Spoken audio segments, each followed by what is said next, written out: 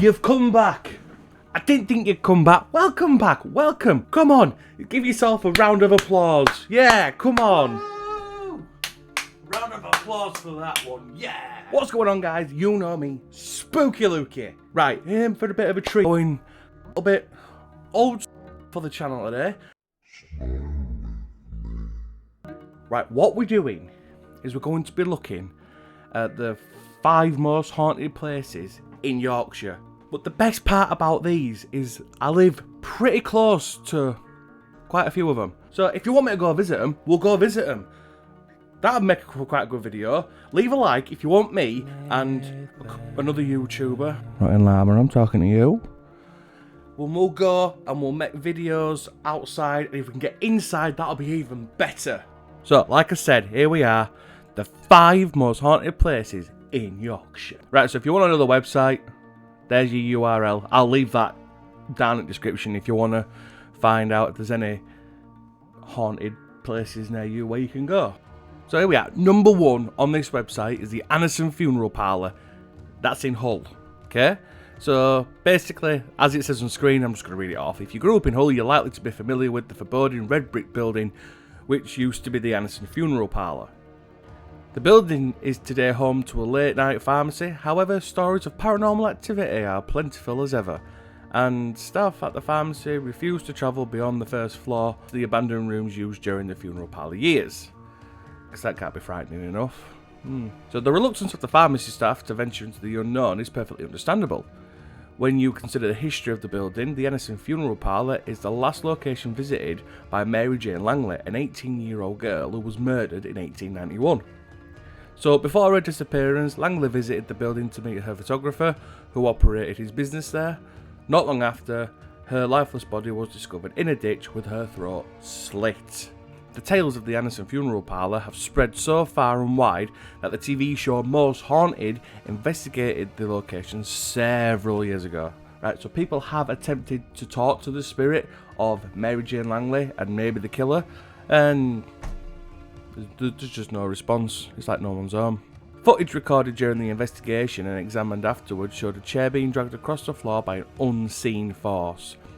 That's enough to give me nightmares. Okay, I would be straight out that door, and I'd probably go back. Ripon Workhouse Museum in Ripon. So the Ripon Workhouse Museum is one of many former workhouses. It comes with the same sense of hopelessness and despair that anybody who visited a workhouse in the past will recognise.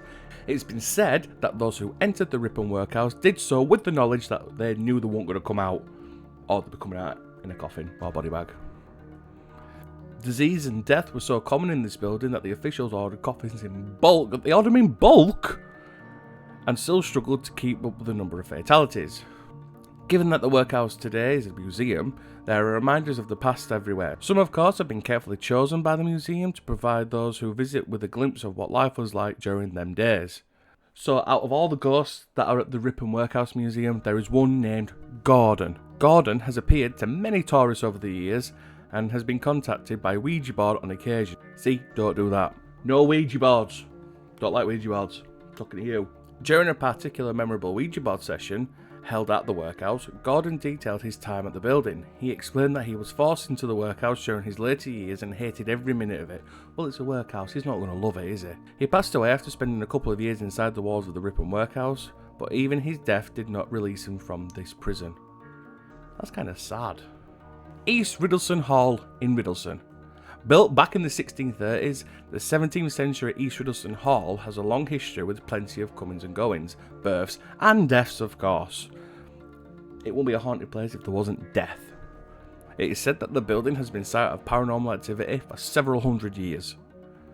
Anybody that has worked at the East Riddlesden Hall has experienced countless unexplained events and ghostly encounters. It is said that a month does not go by without some sort of paranormal activity going on. Here we are, the Grey Lady. It's always a Grey Lady, or the Dark Man.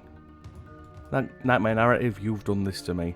It needs to be something different. So the Grey Lady is a regular spirit at the hall, often encountered by children who do not realise the building has a reputation for being haunted.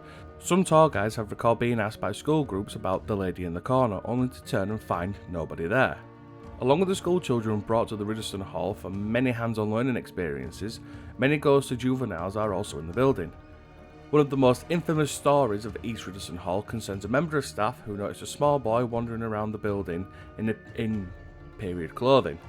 Believing the boy to be a member of the school group attending the hall in costume, which is quite a regular occurrence there since it's an educational place, she approached the child and asked him if he had become separated from a school group. After receiving no answer from the boy, the woman went to the office to report the incident, at which she was informed that no school groups were visiting that day.